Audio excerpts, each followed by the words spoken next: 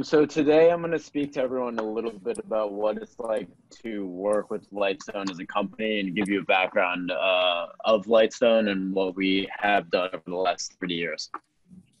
Ngày hôm nay thì tôi đến đây để cùng chia sẻ với những anh chị đang tìm hiểu về chương trình đầu tư định cư cũng như là những cái dự án, những cái cách thức mà chúng tôi đã hoạt động về những cái dự án bất động sản của mình xuyên suốt 30 năm. Và để mở đầu cho chương trình này thì có lẽ là tôi sẽ đến với một vài những cái thông tin chi tiết cơ bản. Hello Oliver, I would like to say hi to you. Hi Miss Camille, how are you? Very good. We're very excited here. And a lot of energy. Yeah, I can see tons of people today. It's a beautiful day, yeah. Yes. Thank you again for joining with us. Of course. Thank you for having me. It's my pleasure as always. Cảm ơn tất cả mọi người đã mời tôi tham dự cái buổi tọa đàm ngày hôm nay. Đây là một cái điều tôi rất là vinh hạnh. Okay, so I'll start by giving a quick background about Lightstone and who we are. So we were founded in Go ahead. Bây giờ thì chúng ta sẽ cùng nhìn về cái khi mà thành lập Lightstone thì chúng tôi đã vận hành như thế nào. So we were founded over 30 years ago by our billionaire CEO David Lichtenstein. Và chúng tôi đã được thành lập 30 năm rồi vào năm 1988 với sự dẫn dắt của ngài tỷ phú là David Lichtenstein. And David is a very optimistic, big thinker. So he started just him 30 years ago with no money. And today he has grown the company to have over 500 employees and projects all over the US. Và anh chị biết không, David Lichtenstein là một người đã có một cái tư duy cực kỳ là tích cực.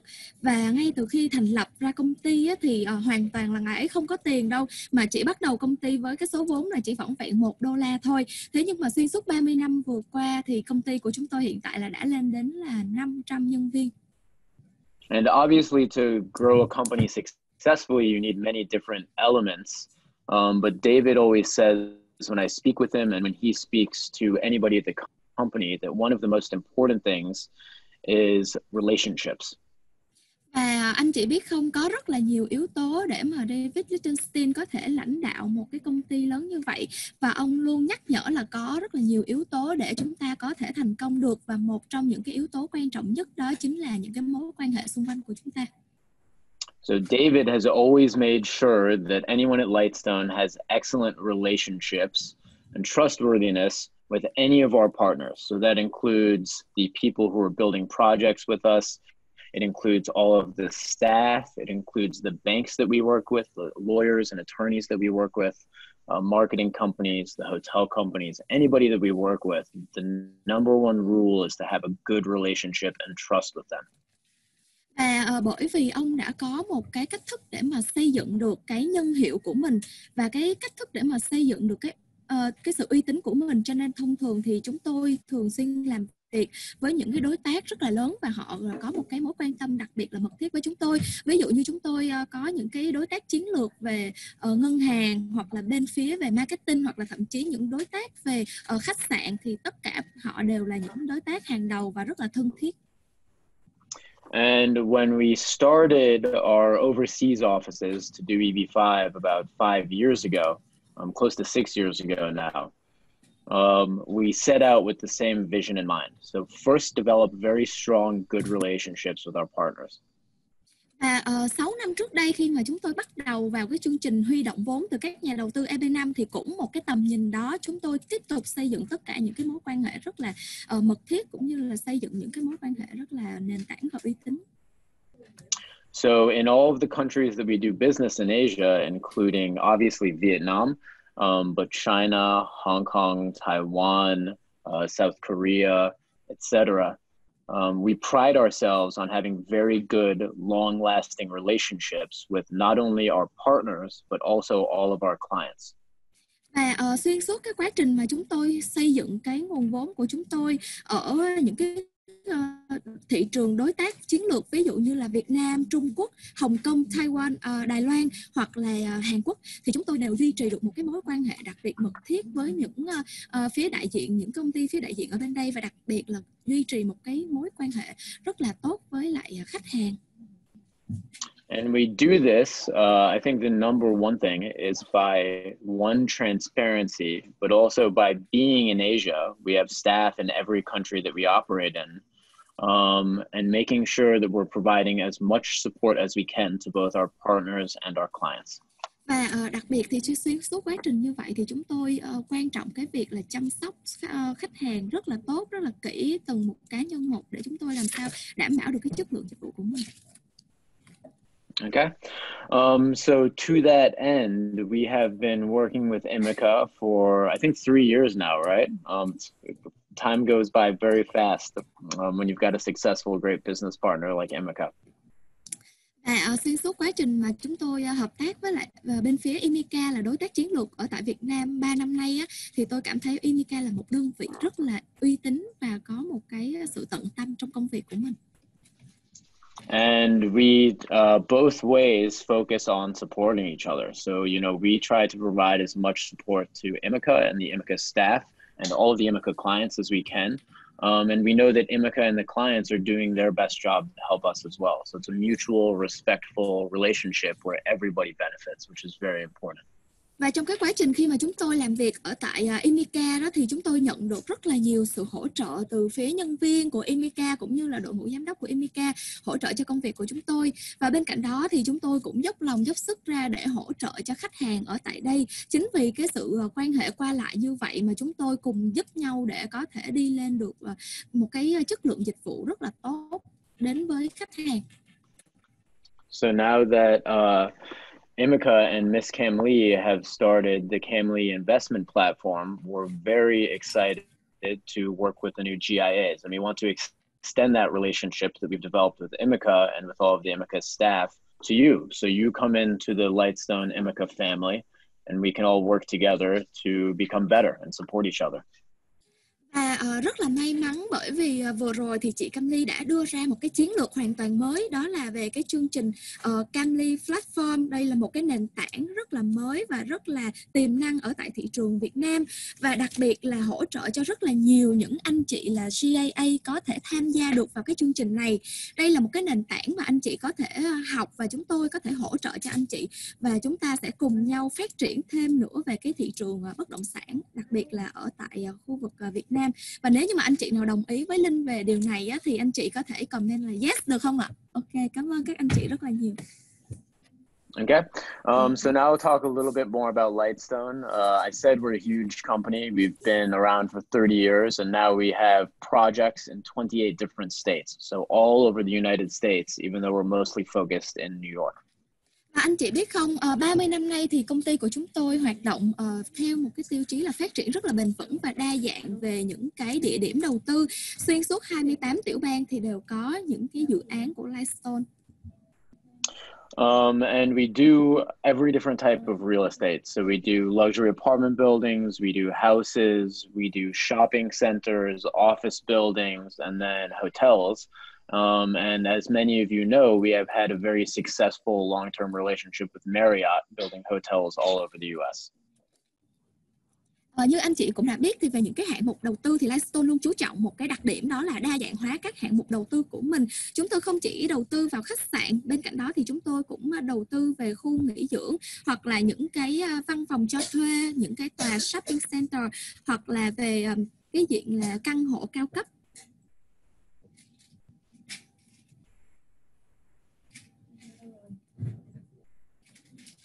Sorry, I was on mute.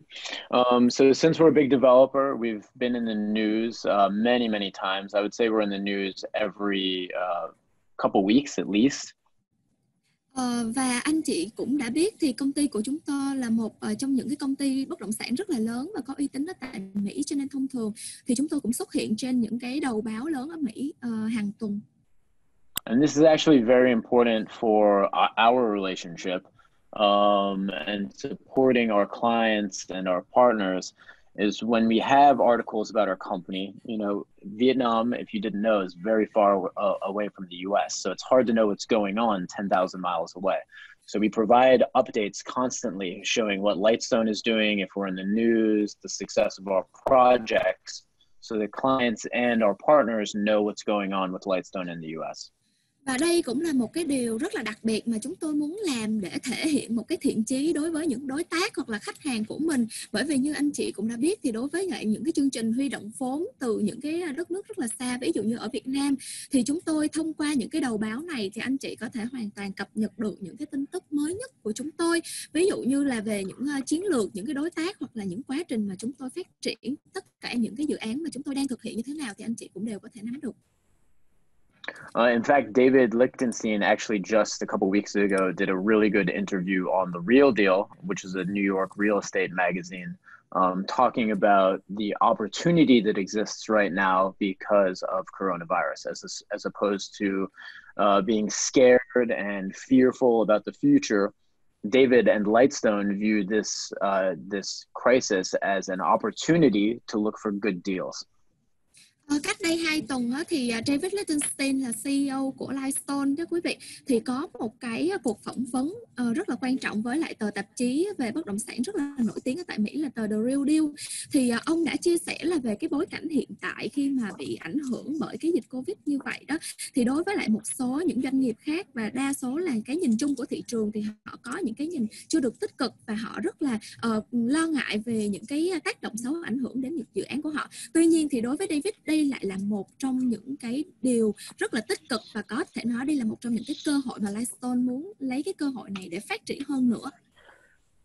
And I would like to point out that everyone here is also having a more optimistic, positive outlook on the situation.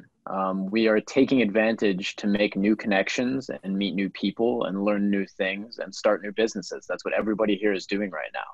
So it's very important in times like this to be optimistic and not to let the fear take over. So I guess congratulate everyone for being here and being positive right now. Và anh chị biết không, anh chị là một trong những số người hiếm hoi rất là may mắn khi mà trong cái bối cảnh hiện tại thì anh chị có được những cái tư duy tích cực, có được những cái cơ hội và giống như là chúng ta có được một cái nền tảng để chúng ta có thể lấy cái cơ hội này để bắt đầu chúng ta chuẩn bị cho một cái bước phát triển mới vượt bậc, trong khi là tất cả những người khác thì không có được một cái tư duy này. You know, it's difficult times to bring people together, and it's important to stay positive. And everyone here is doing that. We're all working together to build a new, very interesting opportunity. Và tất cả chúng ta hiện tại đang ngồi ở đây để cùng nhau xây dựng một cái nền tảng thật là tốt về cả mối quan hệ cũng như là những cơ hội kinh doanh rất là tuyệt vời, đúng không các anh chị? Anh chị có thể say yes vào cái mục chat để chúng ta có thể đồng ý với lại Oliver vào điểm này, đúng không ạ? Okay. So next, talking about our relationships and our partnerships, here's another good indication of that. So it's our credit rating, which shows the amount of risk that Lightstone takes, and also if we are paying back the people that lend us money. So it's a very important gauge of the reliability of Lightstone. Và khi là chúng ta tìm hiểu về bất cứ một cái công ty hoặc là dự án nào và liên quan đến bất động sản ở tại Mỹ thì trong những điều mà chúng ta cần phải quan tâm đó là xếp hạng tín dụng của tập đoàn. Thì may mắn là Lightstone có những cái điểm tín dụng được đánh giá bởi những cái công ty uy tín ở trên thế giới, những cái điểm rất là cao như A+ và A1, để thể hiện được là cái mức độ an toàn cũng như là cái uy tín của dự án của công ty khi mà có được những cái khoản vay từ phía ngân hàng hoặc là từ các nhà đầu tư, những cái chủ rót vốn vào trong dự án. This is also extremely important for times like right now. So right now, because we have such a long track record and because we have such good relationships with banks, Lightstone doesn't have to worry about any of our projects, right? Most other real estate companies are very worried right now because they either borrowed too much or they don't have access to a lot of other sources of finance. Maybe they depend on EB5 to finish a project. That's very common, and Lightstone doesn't have those problems because we don't take big risks. Trong cái bối cảnh hiện tại thì để mà một cái tập đoàn bất động sản có thể mượn một cái khoản vay từ phía ngân hàng để họ có thể giải ngân và đầu tư vào trong những cái dự án của họ thì thực sự rất là khó khăn, bởi vì nó sẽ có những cái rủi ro ảnh hưởng tới cái việc hoàn trả về những cái khoản đầu tư này, hoặc là những cái dự án đó, những cái tập đoàn đó không có đủ những cái tài sản thế chấp để mà có thể vay được những cái khoản vay lớn. Tuy nhiên là đối với Lightstone thì hoàn toàn là sẽ không có điều này xảy ra, bởi vì Lightstone là một tập đoàn có được một cái nguồn lực lực về tài chính rất là mạnh mẽ, đồng thời là họ có những cái uy tín để xây dựng rất là nhiều năm rồi, cho nên là ngân hàng sẽ không có đánh giá quá cao về cái rủi ro hoàn trả vốn của họ, mà có thể là cho họ những cái khoản vay rất là lớn và ưu tiên để họ có thể có những cái nguồn tiền đầu tư vào những cái dự án tiếp theo, làm những cái đòn bẩy tài chính sắp tới. And just as an example of that, right now, 3 of our EB5 projects haven't had any delays at all. So Miami, our Miami Marriott Hotel, our downtown Los Angeles Marriott Hotel, and even Lightstone Towers, which is our new project, haven't had any delays. So we have, because we don't take too much risk, a lot of flexibility in times like this, and we don't have to worry. Và điển hình là 3 cái dự án vừa rồi mà chúng tôi xây dựng, ví dụ như khách sạn Miami mang thương hiệu Marriott, hoặc là Downtown Los Angeles thương hiệu Marriott, và thậm chí là dự án mới nhất, dự án của chúng tôi vừa xây dựng, thì chúng tôi cũng hoàn toàn là nằm ngoài những cái rủi ro vừa nêu trên. And speaking further to that, we have been working with a lot of these companies, so Goldman Sachs, Citibank, Freddie Mac, GE, Marriott, Barclays, huge international conglomerates that everyone has heard of. We've been working with all of them for a long time, and we keep working with them. And why is that? Why do they keep working with Lightstone? It's because they've had only good partnerships with us in the past, and it's about mutual respect and supporting each other. Thời điểm hiện tại trong cái bối cảnh như vậy thì chúng tôi vẫn giữ một cái mối quan hệ rất là mật thiết và tiếp tục làm việc với những cái ngân hàng lớn trên thế giới như là Goldman Sachs hoặc là Citibank hoặc là GE Capital, những cái quỹ rất là uy tín và có giá trị tới thời điểm hiện tại. Bởi vì sao mà họ tiếp tục hợp tác với lại Lightstone? Đơn giản một điều là bởi vì cái uy tín chúng tôi xây dựng qua rất là nhiều năm, và cái mối quan hệ của chúng tôi và họ thì rất là mật thiết với nhau. Okay. So coming down here, this is just again talking about how big we are as a company, but I don't really think that's necessary. I do want to talk about this a little bit. So Lightstone, when we do projects, we like to keep our equity relatively high, which is about 20%, and not to borrow that much money. So we try to only borrow 80%. Và trong tất cả những cái dự án của Lightstone thì về cái cách thức cấu trúc dự án cũng rất là đặc biệt, bởi vì 20%, ít nhất là 20% các cái cơ cấu của những cái dự án thì chúng tôi đều có được cái tỷ lệ góp vốn từ phía chủ đầu tư rất là cao. Và đây là cái phần mà chúng tôi không có cần phải vay, chúng tôi chỉ cần phải vay từ các phía ngân hàng hoặc là các chủ đầu tư là khoảng tầm 80%. Now, to us, this is the perfect number when you're doing a project. You don't want to have too much equity because it lowers your returns dramatically. And usually if you have too much equity, it means you don't have enough access to different sources of capital. You also don't want too little equity. So there are also projects out there that only have, 3 or 5%, which is much too small. So to us, 20% is a place where we can make a lot of money, but the project is also safe. So we believe this is a sweet spot. Đây là một cái điểm khá là an toàn, và đặc biệt là những anh chị nào thích đầu tư về những cái dự án bất động sản thì chúng ta cần phải lưu ý. Khi mà cái tỷ lệ góp vốn của chủ sở hữu cao như vậy, khoảng 20% thì thứ nhất là chúng ta sẽ giảm được cái chi phí tài chính trung bình là từ cái phía chi phí lãi vay. Cái thứ nhì nữa là khi mà một cái dự án mà họ có cái sự góp sức của chủ đầu tư lớn như vậy thì có nghĩa là chủ đầu tư này họ có một cái tiềm lực tài chính mạnh, thì sẽ giảm thiểu rủi ro và cũng như là gọi là tăng cường cái niềm tin, củng cố cái niềm tin dành cho những cái đối tác đầu tư vào trong cái dự án. Và đây là một cái điều mà có thể nói rất là hợp lý, cũng như là một cái điểm mạnh của những cái dự án của tập đoàn Lightstone. And this is pretty standard across all Lightstone projects, so EB5 and non-EB5. And the new fund that we're launching with Miss Camley and ImmiCa on the new platform is going to be very similar in its structure. And it's something that we've been using for 30 years and we're very confident in. Và anh chị có biết là những cái dự án có cái cấu trúc an toàn như vậy thì chúng tôi đã duy trì xuyên suốt 30 năm nay, kể cả những dự án EP5 hoặc là không có EP5 đi chăng nữa thì chúng tôi vẫn duy trì cái cấu trúc như vậy. Và vừa rồi thì chị Camly có đưa ra một cái nguồn vốn mới chúng tôi sẽ huy động từ Camly Platform, và đối với những cái dự án về phía Camly Platform chúng tôi vẫn sẽ duy trì một cái mức cái phần trăm vốn chủ sở hữu cao như vậy để đảm bảo an toàn cho những cái dự án đến với các chủ đầu tư. Okay, so just coming to the end of my presentation, I want to quickly say, as I've pointed out already, Lightstone views this current crisis as a great opportunity.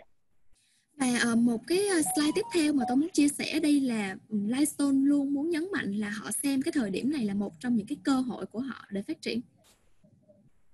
So because of what I just talked about, many real estate companies are in big trouble. Many real estate projects are in big trouble.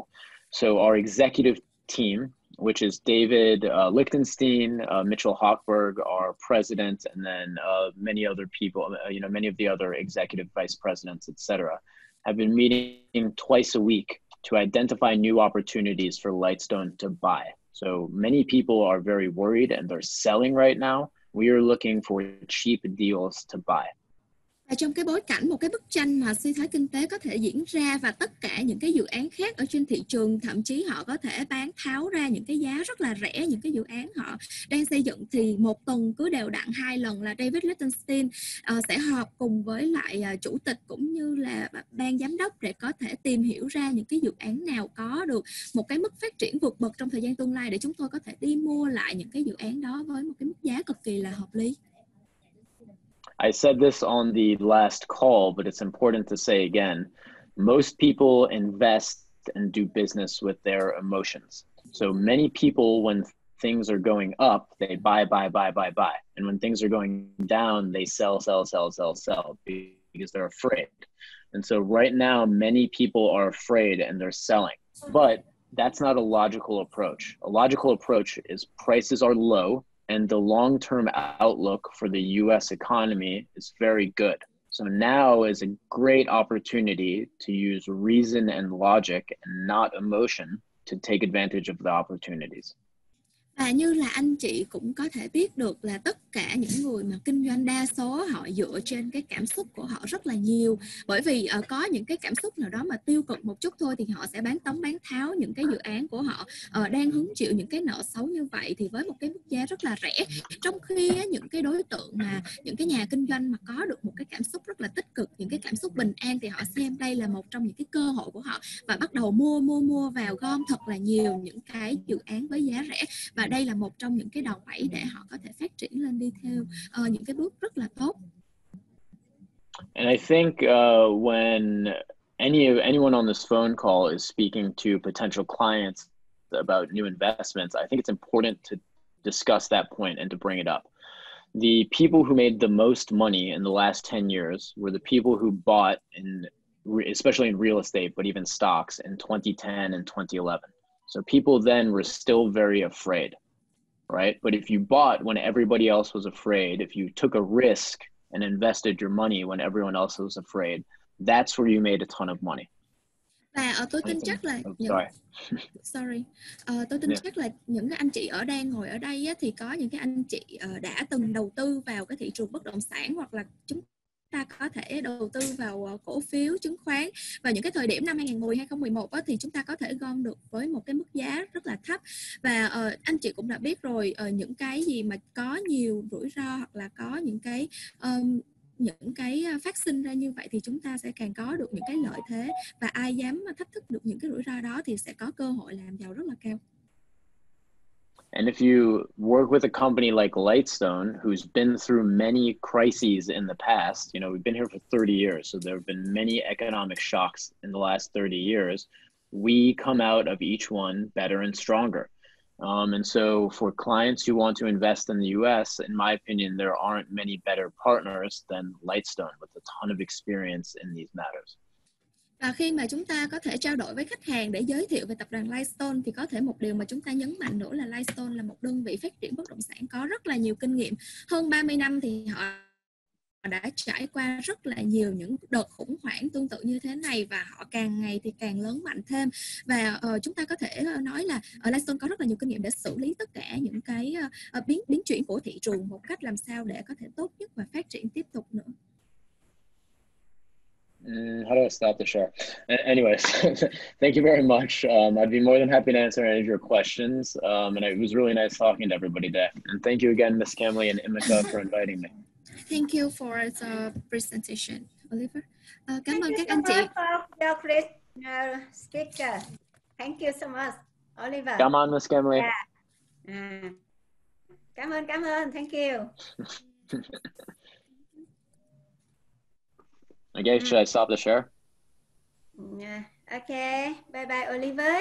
You can join with us if you have time, Oliver. Yeah, then no problem. You can receive more energy. Okay. Oh yeah, I love it. Welcome. Thank you. Come on.